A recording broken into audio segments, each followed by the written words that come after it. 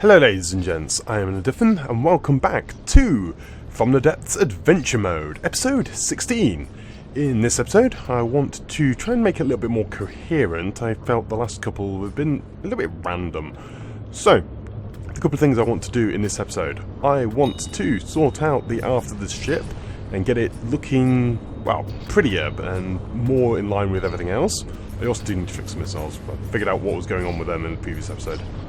And the other thing is just get myself a lot more resources and make sure my shields are a little bit better protected, namely get the central area sorted here to give myself better defences to prevent this turret from going kaboom.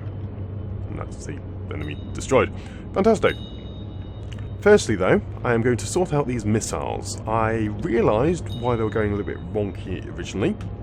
What was happening is that these do not have ejectors, so as the ship is moving forward and they're launched, the end of the missile is being hit by the end of the gantry and they're being going wild as they fly out, quite often falling straight in the water, so they no longer function. It's quite an easy fix, I just need to put ejectors on them, so I'll get on that right now. So it's a little bit more awkward to sort out the ejectors, well not especially, but all I had to do was I had to take out the wood armour which was here, put the ejectors underneath because I couldn't put the ejectors straight on the back, and they do seem to be working. Missiles now did just launch all out successfully there, and yes, I am shooting a target. It's been happening a lot while building. It's a baby paddle gun. Lovely design. Dies straight away. Ooh, level up. Awesome. I've just been spending my points mainly in repair. Just so that I don't have to completely spam tons and tons of repair bots, so I can just repair myself. So on each side of my craft now, I've added an array of torpedoes. These are 10 block length and have 4 explosive warheads, a load of fuel, a ton of propellers, and they should travel around about 5 kilometers. So I've set up the AI to only fire at targets which are, well, maximum altitude of 5 meters. The reason for this is, for example, like my ship is actually, well, its altitude is considered 7 meters, so it might even just a little bit more. So the idea is that it will always fire, but yeah, I'll increase it up to 10. There aren't that many low-flying hovercraft. Most low-flying hovercraft are actually a fair bit higher than that. Hopefully it will mean that they will fire at a good long distance. It does take them a very long time to reach the target, but the idea is to save on ammunition and just very inaccurate weapon systems for trying to hit them so far away. Just trying to grab the resources of the last couple of destroyed ships, because things are like, this is the third Wander I think I've faced so far, so they aren't lasting very long. The combat, look at that, spray of projectiles. Not very interesting facing the same enemies over and over. So I'm actually going to, after I've collected these resources, I am going to increase the difficulty again. A couple more times even. What I'm about to do, I'm about to strip the engines out of each side of the ship. As you can see, I've prefabbed them because of all the additional controls I've done. And I am going to enlarge the super cav guns at the rear of the ship. I have designed a new turret for each of the positions. It's essentially 2 of these 7-meter turrets strapped together into a 9-meter turret base. The shell is also slightly longer, it has more propellant, so it travels a little bit further and faster. I believe it's around about 80 meters per second faster, so it now travels around about 4,400 meters instead of the 3.5k it's currently at. So it's just all round that little bit better. But in order to do that, I will need to strip the hull out around this thing, and I'm going to take the opportunity to just move it over by 1 block. Just not much, but 1 block. But that means that I need to push the engine to the edge of the ship, move it over by 2, which I can do. I've got the space, but it's currently in the way. So I need to strip it out and put them back in. I move to a harder area, and the first thing I meet is a vanguard. Well, I have now moved the engines over a couple of blocks and have actually added in the 2 new gun mounts. I've put them, surrounded the whole things in heavy armour because I've lost these rear guns several times now and it's actually really quite expensive to replace them. So hopefully now, with heavy armour, that would definitely help protect them a lot better. Though I'm currently a little bit lower in resources in order to finish it up. I'd like to keep a few thousand resources on hand for repairs. So, let's see what I'm actually fighting at the moment and see if it's actually going to get me any resources. Well, it's firing a lot of high velocity shells at me. Ooh, a Scarlet Dawn, a Gemini. Wait, Gemini, that usually referred to as 2. Hopefully it's just the 2 weapons, not that there's a second one somewhere. I seem to have disabled it, which is very nice. Can't seem to hit it though. There we go, hit it on the nose. And knock out this AI. Excellent. And now the heavy mortar. Actually, I set up the heavy mortar wrong last episode. It must have been firing. It's only got a range of 2 kilometers. I think I'm sure I've set it to fire at 2.5. You probably could put it to the 200. I think it's got 200. So. And the barrage is really quite nice, so don't need it particularly accurate. Ooh, this is a new design. It's a Pequod. And it's exceptionally laggy. Very pretty though. I quite like this area. Nice red. Looks like a sunrise or sunset. This thing though, looks like it's meant to be a submarine. But yeah, it looks like it's probably meant to be a submarine which then aims upwards and shoots underneath the target, but no, it's just dead and falling apart now. Oh well. Oh, the torpedoes fired, and actually a good way to the target already. Nice. Of course the target is now dead, but the torpedoes are at least working. Well, I just accidentally travelled through a portal because visibility was diabolical. So, up to difficulty 3.138 now. Hopefully I won't just meet vanguards though. I want to try and fight something a little bit stronger than a vanguard. But, what you can see is the progress of my hull. So, I've been going around and actually making this a metal hull rather than the wooden one we've had for a really rather ridiculous length of time. The turret mount is pretty much complete. I've been layering up the armour. I just need to actually afford the turrets, which are quite expensive. They're about 7,700 a piece, but they do also have internal shields as well. Well, not internal shields. Shields covering the cap, which, as you can see with this one, is actually quite a nice idea because the caps have been getting hit quite badly. Otherwise, just going to wait around and see if we can find some more enemies to destroy and steal their resources. Speaking of, there's one now. So we have ourselves a Vitarius. This is definitely one of the easier white flare designs. It's fairly slow, does have missiles, but not very many of them. My lands can quite happily shoot them down, despite me currently missing several nodes. It also is quite a big target, so my railgun has a nice easy time hitting it. I'm facing another Lightning Hood design. Seems familiar. Have I faced you before? Yes, I have. The Nike have faced this before. Seem to remember it was doing okay. Goodness me, this slowdown is crazy. Yeah. Hit it once and goodness me, I completely annihilated the whole of the thing. That was nice and easy. Ton of resources for me to gather. Brilliant. So, after a restart, I've just come into the designer to try and figure out why things were lagging so badly in the previous segment.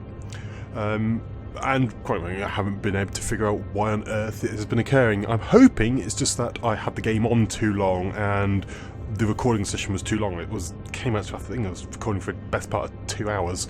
So hopefully it was just the game, well, my computer and or the game just failing to cope with the fact that had it open for so long and was recording it.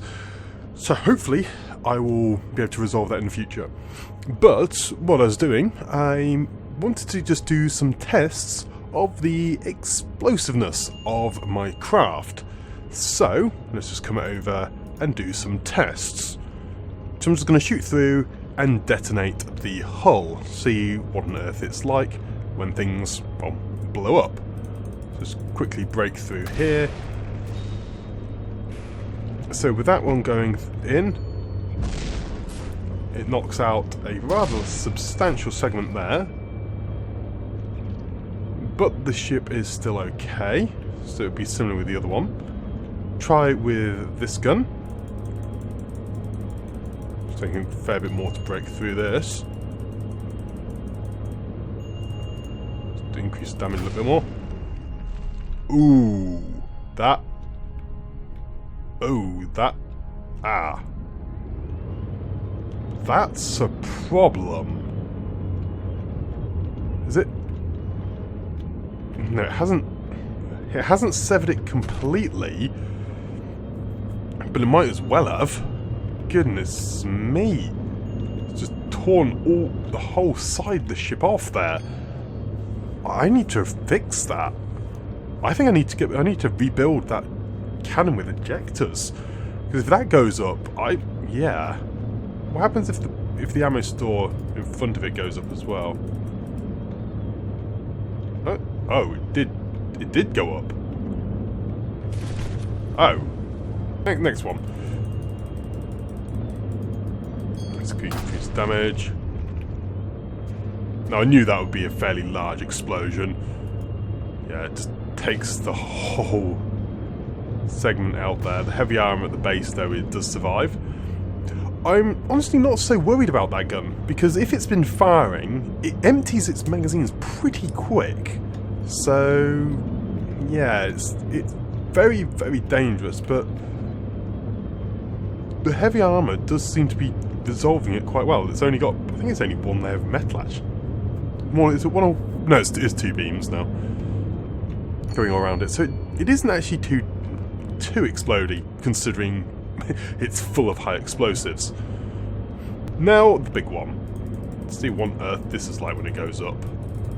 It takes a long time to break through these heavy armor blocks. Boom!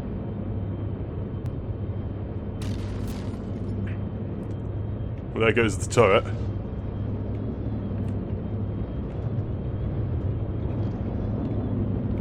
Honestly, not too bad. It appears that the turret destroyed the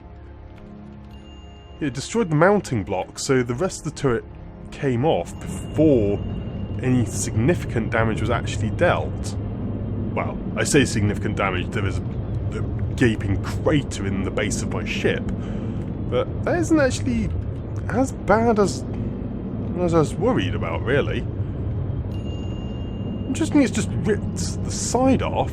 Considering I broke through there, it's actually torn off the outer layers of armour. Still, that's quite a lot of damage. What I'm thinking of doing, I'm going to rebuild this with ejectors and see how that performs. Probably while I'm at it, build that with ejectors, just because it's, well, I don't know. It's not. I was kind of expecting, when detonating that, to like take out the whole rear end of the ship, and it really hasn't. Strange. Anyway, I'm going to go rebuild this ejector, so what's going to be moments for you will probably be several hours for me. Right, so after considerable designing later, I have come up with a new flak cannon which uses ejectors, though I'm not 100% happy with it. I'll show you why in a minute, but first of all, let's see how the new super cav gun survives against explosion. Just take out this.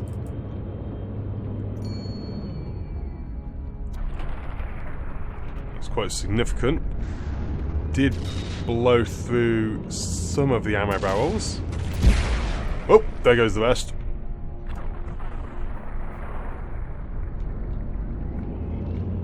Exposing that, but oh yeah, because that's kind of like half in because I've glitched it in using the spin blocks. It's doable like that. They won't turn, but they will sort of fit.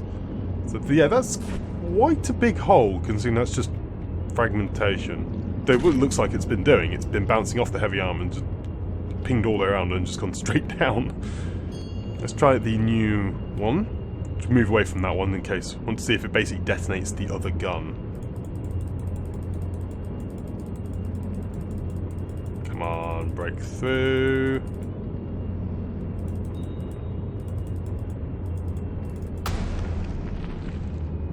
Oh. Hey, that's interesting. So the ejector, damn it, blew through the base, destroyed a load of stuff,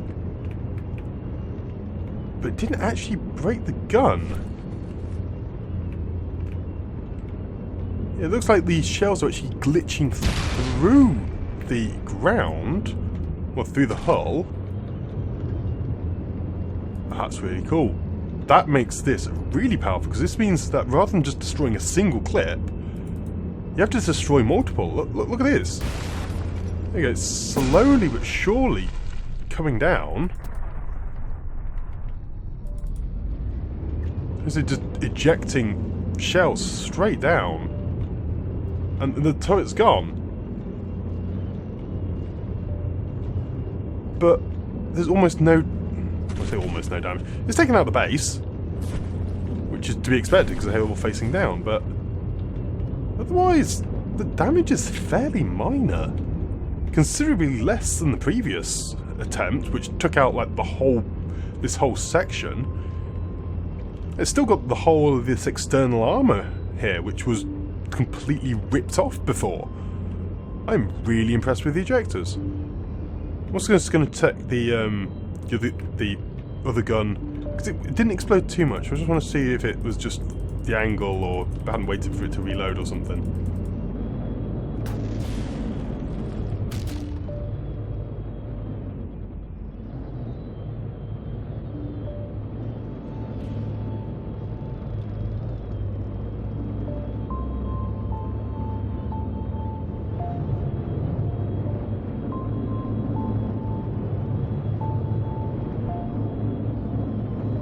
Yeah, it's a big hole. But again, what I'll do, I think I'll have fit it with ejectors because of the way this one, well, these ones were just able to survive with taking hits out of the shell before it detonated. So again, let's just show that off because that is an incredible feature. So that one has been destroyed. The gun is still alive. Do that on the previous one, you destroy one clip, the whole gun just goes up in a puff of smoke. Like that's just barely damaged anything. That makes this ejector design considerably better. It might be partly glitching through the base, as I said, it's like the ejector's pointing straight down, and it's kind of the explosion has pushed itself through to the other side, but it does seem to keep the gun alive a lot longer. It won't be very effective, but I'd much rather that than that. Because again, you just take out a single one of these, you take out a single one of these shells, and these aren't high explosive. Take that out, the whole gun goes. Absolutely the whole thing. Take one out on that, it survives. So I'm really impressed, and I'm definitely going to be looking into that on the main gun. So here we go with the new flak cannon. This is similar in design really to the previous one, but now, actually what we're just going to do, I'm just going to pull one up. Load some object. The whole base is covered in ejectors, so every single autoloader has its own ejector, which means if any of it gets damaged, it will eject shells downwards and through and then out the hull. Unfortunately with this, it means that I can't have anywhere near as many autoloaders because I can't double them up like the previous design. I'll just put the previous design next to it so you can compare the two. See, I can't put them like that because of the way I have to have them all at the base. It does mean that, so in order to compensate for that, I have gone for larger autoloaders.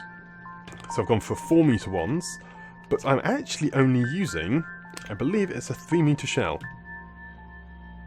It's a 250 round. Yeah, so I'm actually only using a 3 meter shell. The reason though I'm using a 4 meter rack autoloader is that it reloads faster. It has a 50, it goes from, and it has the multiplier of 0.5 compared to the 3 meter one being 0.71, I believe it is. So it does make it actually a fair bit faster at reloading. And in the limited amount of space, I've decided to go for that to maintain a high rate of fire. This fires around about 83 rounds per minute?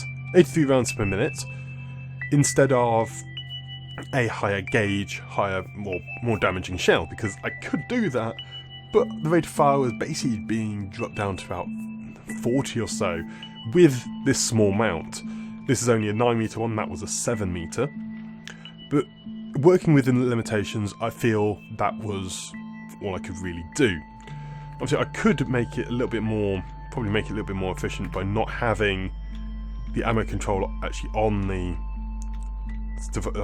turret itself. It's just I've been finding this incredibly useful when I have so many different turret designs. I actually prefer to put it on the turret because then I can just put it on and forget about it, not have to worry about it being on the ship anywhere.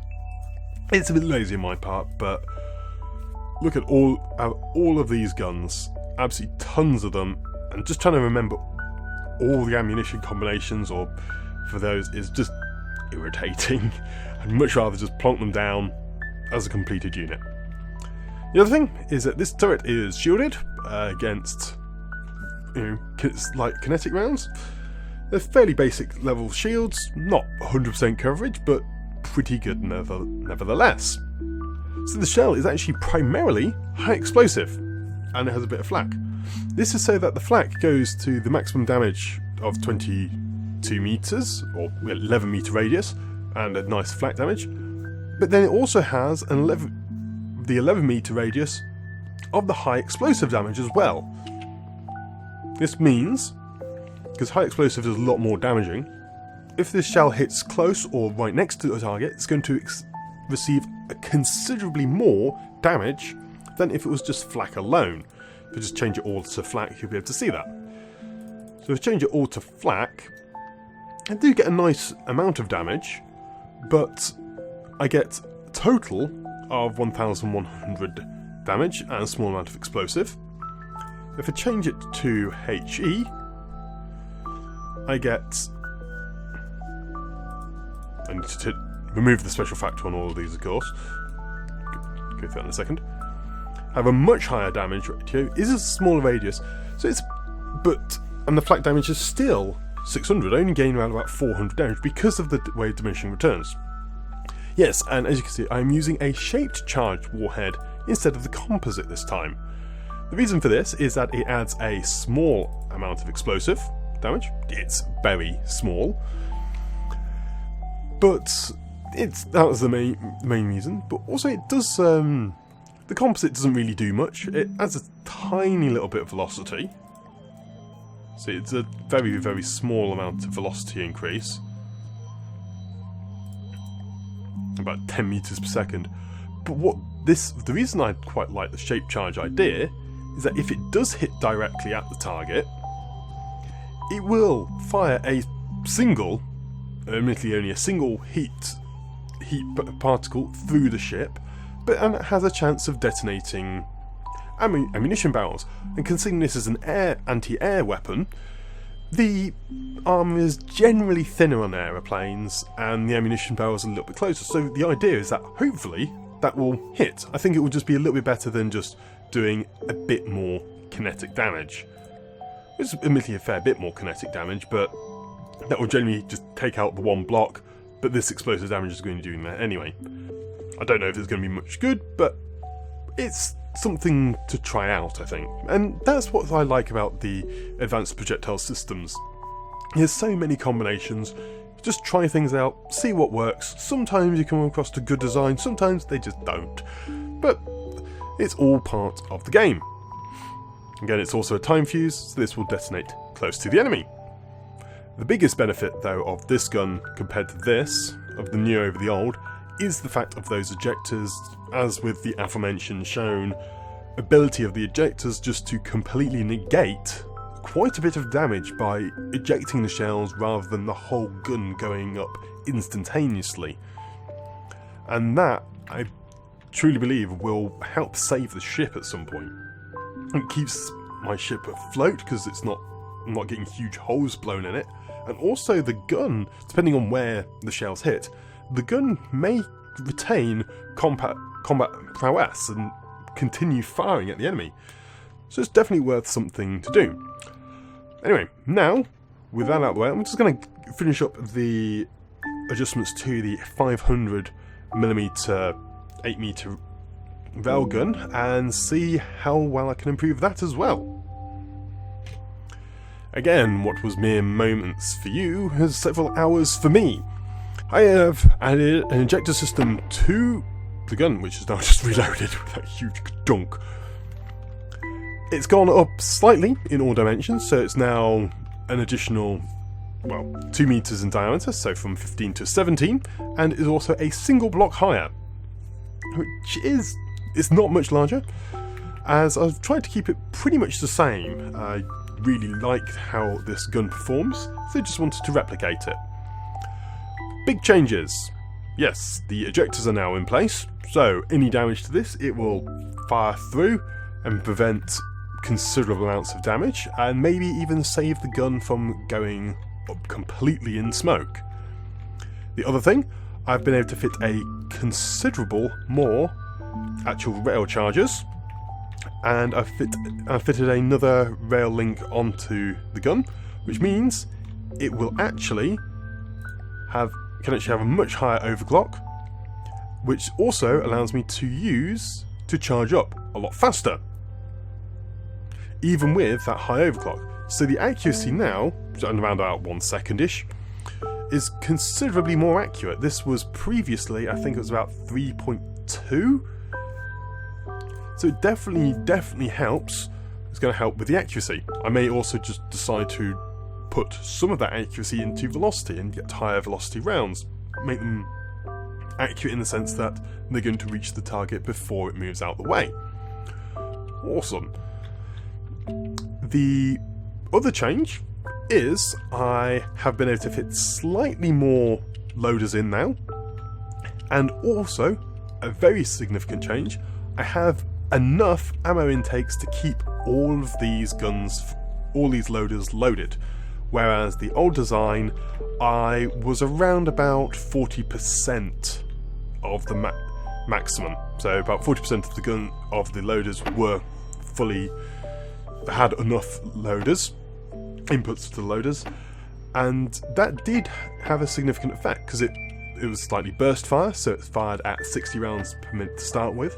But then what would happen is that it would begin to run out of ammunition, and I figured out it would probably reduce down to around about 38 rounds per minute, so quite a big decrease.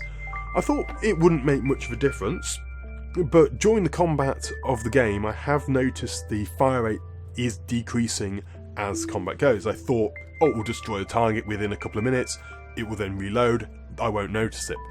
Because of the long ranges we're engaging at, and the fact that I'm not very accurate at long ranges, I have noticed a significant drop in the rate of fire in this gun. This gun, however, will fire consistently and constantly at, it's not actually 60, it's 53, I believe, rounds per minute, and that allows me to increase the rail charge, the duration, slightly longer, What I'm also going to do is, because I can allow a railgun while partly charged, I'm going to increase it up to around about 2 seconds anyway, so that the first few rounds, and whenever it locates to a new target, it will actually be even more accurate. And then each subsequent round will be slightly less accurate, but that initial round will be extremely accurate and hopefully hit and do a massive amount of damage before the enemy has a chance to react. Shell-wise, the gun is exactly the same, so no change there. What I do want to do though is show you these things explode, because it is a thing of beauty. So if I just take out one of these, there is a hole. A big hole, admittedly, because they are big rounds, and it's detonating all the ammunition held in my platform here. But the gun is alive. The gun was fully loaded. The gun blew a hole through the ship and tore out all my ammunition storages in this platform. But the gun is alive. Do that on this one. A single clip again, just a single clip. Boom! The shells blasted out. It actually hit this one, detonated another few of this, which is the ejectors then quite happily removed. And yeah, it's taken out the entire corner of the platform. That is insane.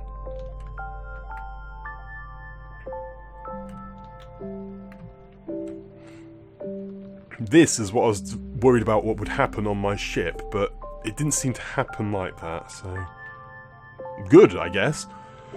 If I just keep on trying to detonate this thing, see, it just fired, just tore off the front, but it's still going. Another clip, destroyed, still going. There we go, at last. There was a chain reaction. The whole lot falls apart. All those gigantic shells just blasting down. But all of those just not damage my ship. Otherwise, those shells would be destroying parts of the ship. And honestly, this gun went up and it's taken out, yeah, it's gone through the whole hull, and it's made a big hole, but there is more hull left. I've got more structure to the hull, so if I was trying to attack this ship, I've destroyed the turret, but then trying to hit, say, the AI component there, it's a lot harder, there's not many gaps, whereas this one, it's all open, half of it's already been blown up, and so I think this is a considerably better system using the ejectors. It's just that it does take a lot of fiddling around trying to fit them in. As I said, it's taken me several hours to get these guns designed and in place, just to get them working to what I'd like. As a tip, I recommend always doing them as like this, so single layer, and positioning them so that then you can place all the gauge coolers on the top and then actually put 6-way connectors to join them up. Whereas before, in other designs, so say the sabot cannon, I've connected them at the top there, and the Supercav frag, I've actually put the coolers in between the two layers, so connected them with the coolers rather than 6-way connectors, which technically is more efficient in terms of space because 6-way connectors don't do anything, whereas coolers do, and the 6-way connectors end up adding quite a lot of expense to the ship. But when you're looking at guns which are 20,000-30,000, so it is 50% more expensive, this one, and I don't think it's 50% better in terms of damage, but in terms of survivability and usefulness to my ship, this will be a lot better for me. it will definitely help prevent things from just exploding just generally because of the way the ejectors work. An incredibly powerful tool if you can spend time and effort to place them. In fact, probably on all of the, like even the sabot ones, it would be worth going for. It's just that I like having very high rate of fire on these sabots, and trying to put ejectors on that would be just a nightmare. You just can't do it. You have to put them on the... For them to be most effective, you have to put them actually on the autoloader itself, which when you're trying to put 3 or 4 clips onto them and have tons of clips like in this design, just isn't going to happen. The best thing to do with the sabot guns is that, yes, you'll lose the gun when they detonate, but they generally don't destroy your ship, unlike high explosive, flak, and to an extent frag, but it's mainly flak and high explosive which will just rip holes in your hull when the gun detonates, if you are not using ejectors. However, I believe that's all I have time for now. This issue had been plagued with issues. Initially, while I was going, there was that huge amounts of lag, and what that was actually occurring in the playback was it. You may have noticed in previous episodes. I don't think I noticed it before.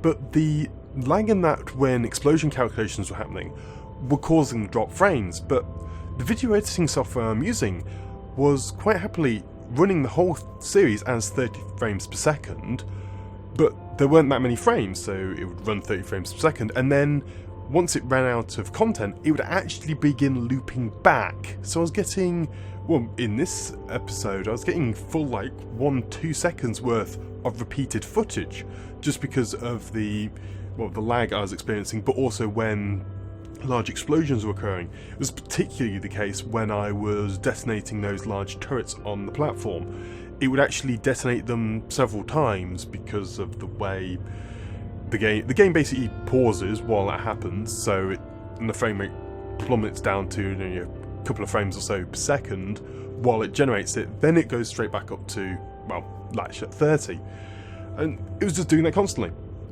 Hopefully though, I've resolved it all. Though if you have noticed anything, do inform me, and please give me a timestamp so I can then look at it and resolve it for future episodes. Though, thank you very much for watching this episode of From the Depths Adventure Mode with myself and Diffin. If you did enjoy it, please leave a like and or comment, as it is always great to hear from you lot. Otherwise, that's it from me for now, and I shall see you next time, hopefully for more Adventure Mode. But until then, I'm out. Goodbye!